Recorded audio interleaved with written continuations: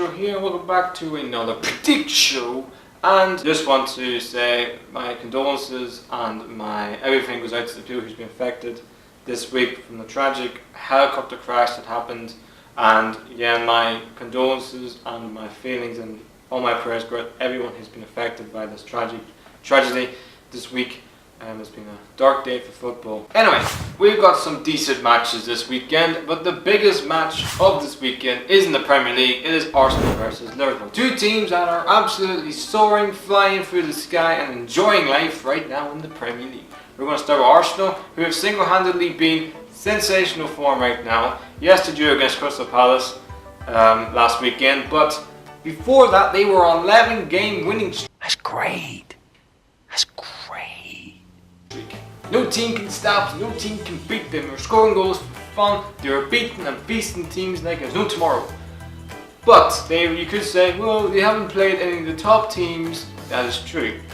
It doesn't matter, you're going to beat what's in front of you. But I'm really liking this partnership with Aubameyang and Lacazette.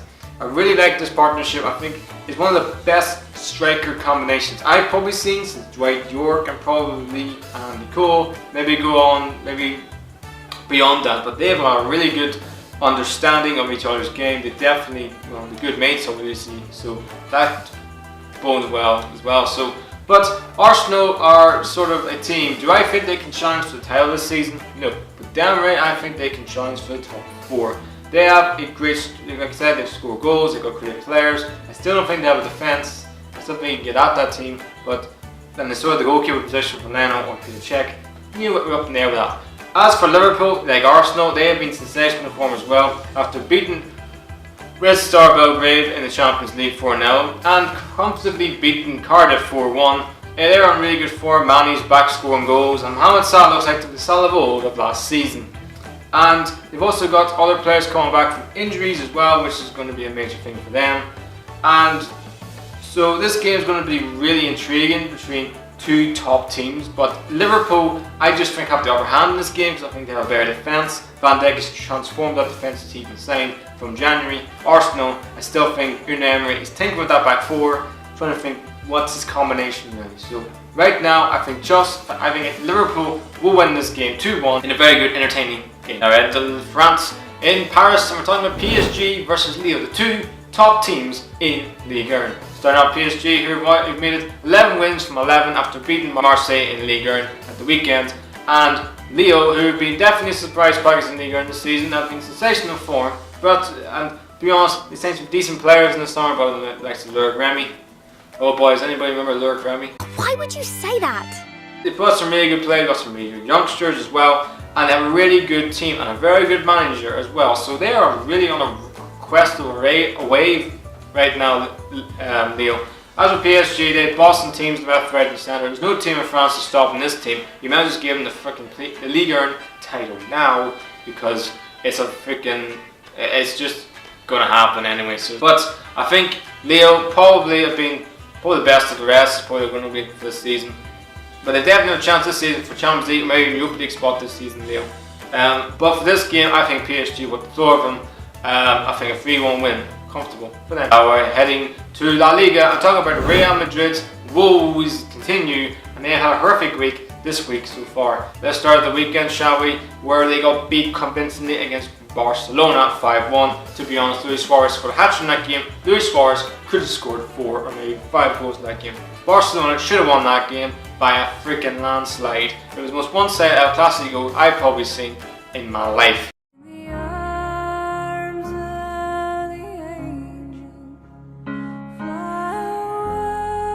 Real Madrid's players definitely aren't playing for Lopetegui. He's now sacked because of it. After the horrific performances, not just in El Clasico, but to be honest, since he's been a manager of Real Madrid. He pretty much just stabbed the Spanish team in the back, especially the Spanish Federation. And that's what we call in this world karma, when you get sacked by Real Madrid and now you're sitting there with no job and don't know what you're going to do next. So Real Madrid are not in really good form. They're playing against a Valladolid side who, by the way, Valladolid are actually ahead of them in the table. That's right, a new protocol ahead of Real Madrid. Real Madrid's season couldn't get any worse, and they play a team who's now above them in the table. But I expect Real Madrid to beat Valladolid. Not convincingly, I think they'll beat them 1-0. I think Valladolid have a really good home form, which is the reason why I think they'll do well this season. Their way form needs to pick up, but that's going to be difficult when you're playing the Bernabeu. But I said that against Levante, and then Levante beat them. So you don't really know what to make of this Real Madrid team, but I just think with Levante having gone, the players maybe will be happier. This game, I think Real Madrid will be Valladolid. Now in Serie, and we're talking about Fiorentina versus Roma. Now people will ask, yeah, sure, why are you talking about Fiorentina? The thing is, Fiorentina are ahead of Roma in the table, and Roma haven't really started well, have they? In these the Champions League, they've done really well. They obviously had Real Madrid in the group, and to be honest, they're doing well in the Champions League. But in the league, they're struggling. They beat they can beat a team in the Champions League, and they get beat by Splat, who were fighting for relegation. So that's Roma are inconsistent this season so far. And to be honest, in the big games this season, Roma have stepped up. Now, there's people in Serie A, there's people in the world think Fiorentina are a big club. They are a big club. I don't think they're going to be one of the top clubs in terms of fighting for Champions League places this season, or fighting for the Scudetto, but I do think they'll be fighting for the best of the rest. They may even break into that top 6. I think the only team in Serie that I think that can break in that top 6, but I just think Roma don't want to be behind Fiorentina in the table for too much longer. That's why I think they'll win this game 3-2. I think Dzeko will bang in a brace. Now into the Bundesliga in Germany, I'm talking about Hertha Berlin versus RB Leipzig. And Hertha Berlin have definitely played fantastic football this season, as they get that win against Bayern Munich. Their form has been iffy, but they got a fantastic draw against Dortmund at the weekend. And right now, they really look like a really solid team this season. They can take on anyone. At times they can be inconsistent, but they definitely are Champions League contenders this season. And look, a very solid team. Leipzig, I see them both. They look like, for me again, they're always going to be Champions League contenders. They've got a very good team. They got this. I know they sold Keita, who's now at Liverpool, but they kept Forsberg and Theo Werner. But I don't think they'll keep Theo Werner any longer. I think he'll go to Bayern, which we all know Bayern, maybe make that a permanent signing in the January transfer window, because Lewandowski may be sold in the summer. So I think RB Leipzig, will they get top 4? Wait to see. But I think for this game, I think it'll be a 2-2 draw. I think both teams just sort of mirror images really of themselves. Very good attacking wise, not the best defensively wise, but I think it'll be a very good game, and a 2-2 draw will be the scoreline. Now then, back to the Premier League. We're on Bournemouth, who are flying right now against Manchester United. Let's start off with Bournemouth, shall we? They are absolutely destroying life. They are loving life this season in the Premier League. They're scoring goals, and they're not conceding goals. They got a really good clean sheet against Fulham. They got a clean sheet against Watford, and I forget the other team they played. But they got 3 clean sheets in a row. Eddie Howe is the manager I rate highly. They got really good players. They've signed likes of Brooks, who I rate highly. Where I said Newcastle United should have signed. Rafa actually was looking to sign. Then Mike actually just gave him the middle finger and fucked him off. So yeah, it's oh boy, it's tough being a Newcastle fan. But he looks a really good player against Ireland. He was excellent. He looks like a real player for the future. Can Bournemouth keep him? Wait and see. They also got really good players as well, like Callum Wilson. Maybe the injuries he's had for so long is now over. He's now can maybe get consistent games, game time, match fitness, and he looks like to be a settled striker. Maybe even an outside chance for things. And also got Joshua King. I rate him as a striker. And they've got that defence sword. They got like Aki. Maybe the signing of Lamina from Levante for 25 million is a lot of money, by the way, for little Bournemouth. Yeah, they look a solid real team, and I like the way Bournemouth run their club. Their club is amazing in terms of the fans, the infrastructure, what they're doing at Bournemouth right now is amazing. So wish them the best of luck for the rest of the season. As for Manchester United, let's go on to them. They just beat Everton, but to be honest, they look average at best. I know Pogba was only one to stop. I mean, Pogba is Paul Pogba. He does things on the ball, and he does the worst penalty run I've ever seen.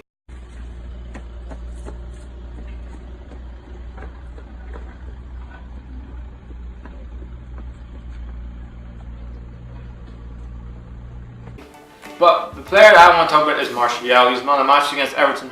And Gary Neville was bang on right with Martial. He is a young player, but he's really struggling to understand what to be as a player. Now, he doesn't make great runs. I think his decision making at times is not great. He can still, I mean, his finishing is absolutely sensational, doesn't even work on that. But his final decision on what he wants to do when he makes a run, or when he gets the ball, or just that type of in the box type of thing, he still needs to work on that really. But he looks a real prospect. But the problem is, will Manchester United keep Martial, or will Mourinho stay at Manchester United? Right now, I think they have to keep Martial over Mourinho because, again, player power is the thing, ladies and gentlemen. So, but for this game, I think Manchester United will lose this game. I think Bournemouth, who are really have got some great home form, the Serie's home form, I think it's going to be a really good win for Bournemouth. I think Bournemouth win this game 3-1. Now we're heading back to France, so we're talking about Montpellier versus Marseille, team who is 3rd and 5th in Ligue 1. And Montpellier, a lot like Lille, have been excellent this season. They've got a very young team, a very good team, and a very top manager. And they've had an excellent start, their best start since they won Ligue 1 ahead of PSG when they had less of Giroud, Cabella, and co. As for Marseille, they again are inconsistent as usual. Like in this a game against PSG, you thought, okay, what can Marseille really do? Let's see what this Marseille team can do.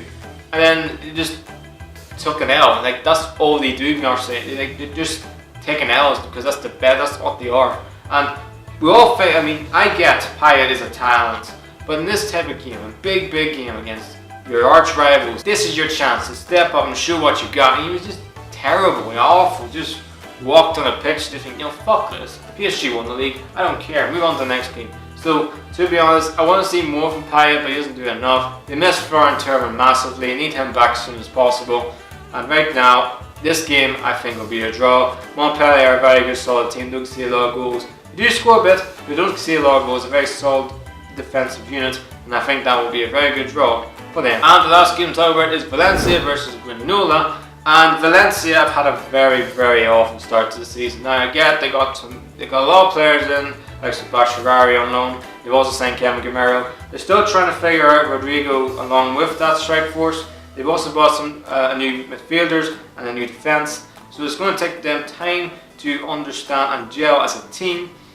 But the manager is under massive pressure. If they lose to young boys in the Champions League, Roy reports that he'll be out of a job and will be probably the second manager sacked in a couple of days.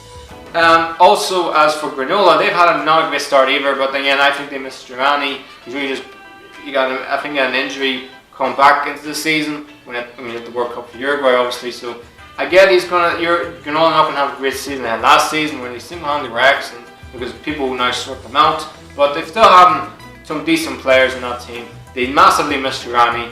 I know he's unconscious and not in great goal-scoring confidence at the minute, but I think that will pick up again.